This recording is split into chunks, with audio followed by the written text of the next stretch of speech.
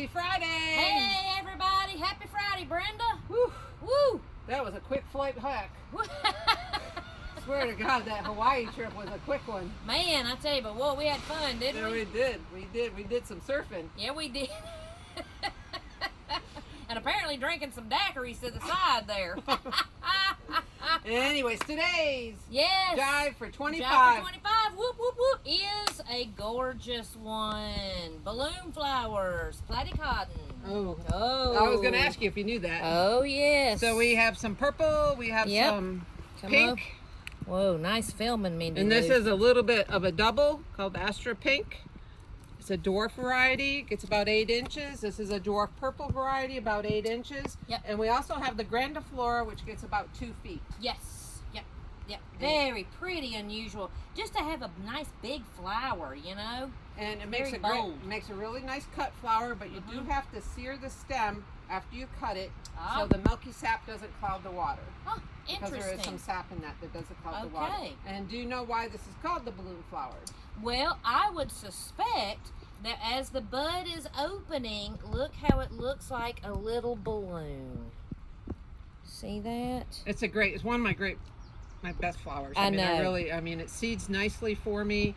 Once the flower's done, you're going to have a little bit of a seed head. You can sprinkle that around and get more seeds. Yep. This plant does not like to be moved.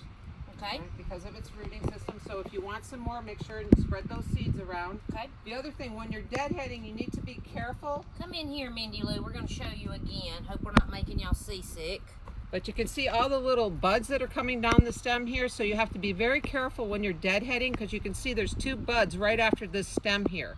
All right, so you don't want to cut down to another set of leaves. Just cut off the stem at the bottom of the spent flower, and then you're going to get a few more. And this is going to bloom.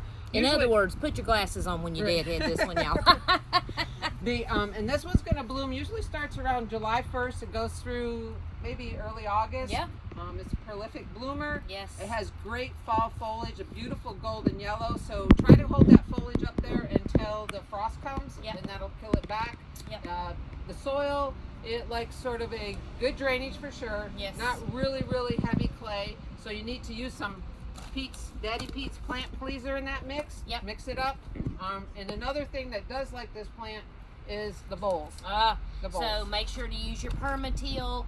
And then that also can help with drainage as well if you have an area that has a lot of clay, like most areas around here. Right, and it's super easy to grow. I mean, it does say it likes some moisture, but I find I haven't touched mine in years, and I have a whole crop of them because I spread the seeds around.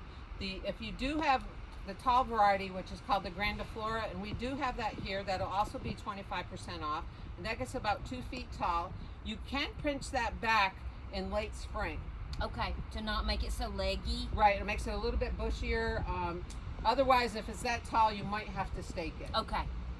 All right. It just depends on what kind of soil it's in and what plants you have around it. Very good. It is one of the last ones to come up in the spring, so when you're mulching, make sure you remember where that is. If you might have to put some little popsicle sticks or something to remind you, kind of like you do with a Zagreb coreopsis, to remind you where you have planted it. Right. So you're not putting heavy mulch on top of it. Okay. And one other trick with these, Brenda's favorite, you know how she loves to dry seed pods. This is one that you use in the fall for like the pumpkin succulents and things like that, right? So when we do our pumpkin succulent centerpieces and stuff, which we will do, and I do a lot of foraging in the garden, so I bring a lot of that in, so it's just not putting... And in other people's gardens too, she forages. What can I say? I'm a woods girl at heart. Yes, you are. I'm always looking down for something. But the thing that is, when we do our pumpkin succulent workshops, which we will do, we really had a great time last year. A lot of it is just foraging and using different things from your garden. It's just not about putting indoor succulents in there.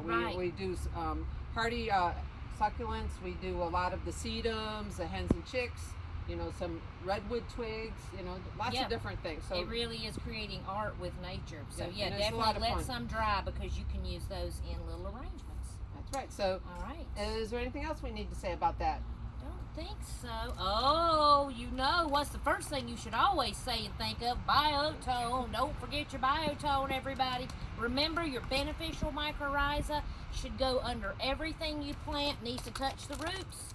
Won't burn. It's a great product, and we will give you a bag, sell you a bag, just about with every plant you get out of here. Right, and if we don't, right, it's kind of like Harris Teeter. Yeah. If we don't ask you if you want to put the rest of your sales thing to the United Way or some whatever charity they're doing, you get a free bottle of water. Exactly. So if we don't ask you if you want some biotone. No doubt, but don't forget that. All right, now Brenda, you've been bringing out some fun new things out of the greenhouse. Like you said last week, we're growing like crazy. So what are some goodies? I'm so excited about this one. I'm going to start with this one.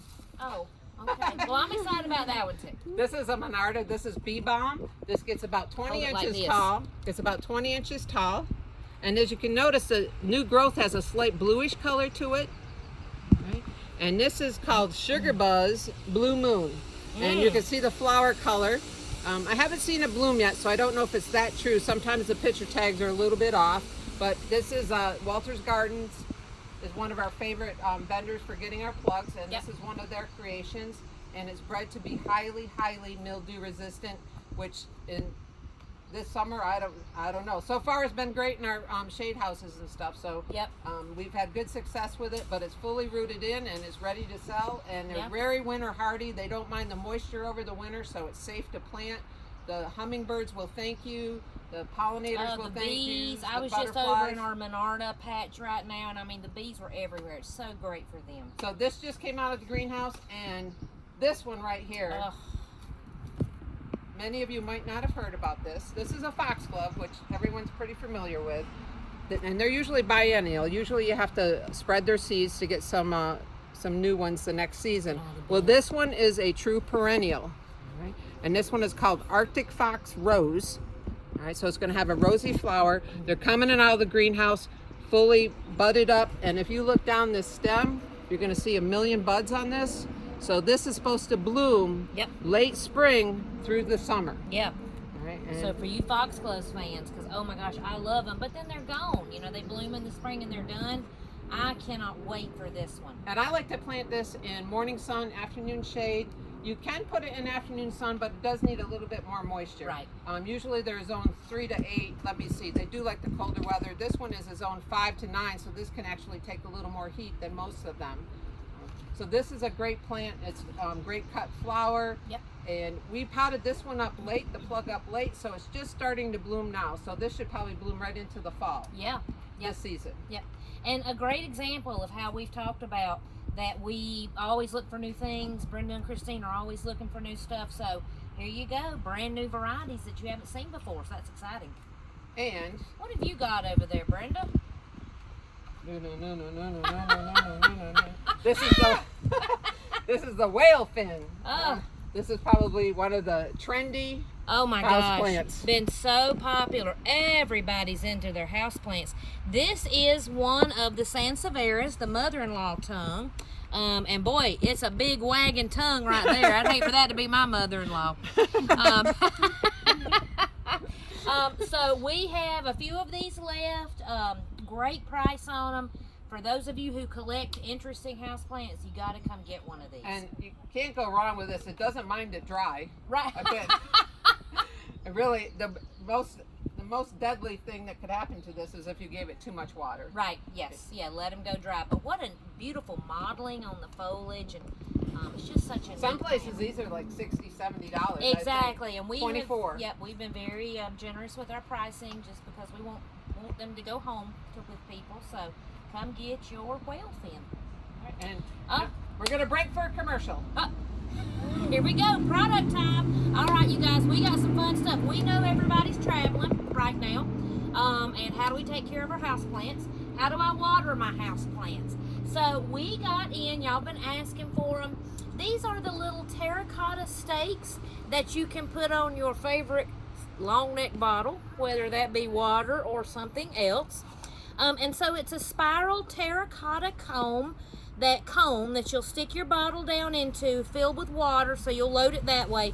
Stick it down into the plant, and then this will slowly seep into the plant and water it more evenly. So if you are going to be vacationing or going out of town for a few days, this can be a great way to help take care of your plants. We sell them in a 4-pack and also a single pack. Yeah, and the 4-pack's nice because, I mean, I have tons of houseplants. Well, so, it's a good buy. Yeah, one's not going to do me, so need more than that.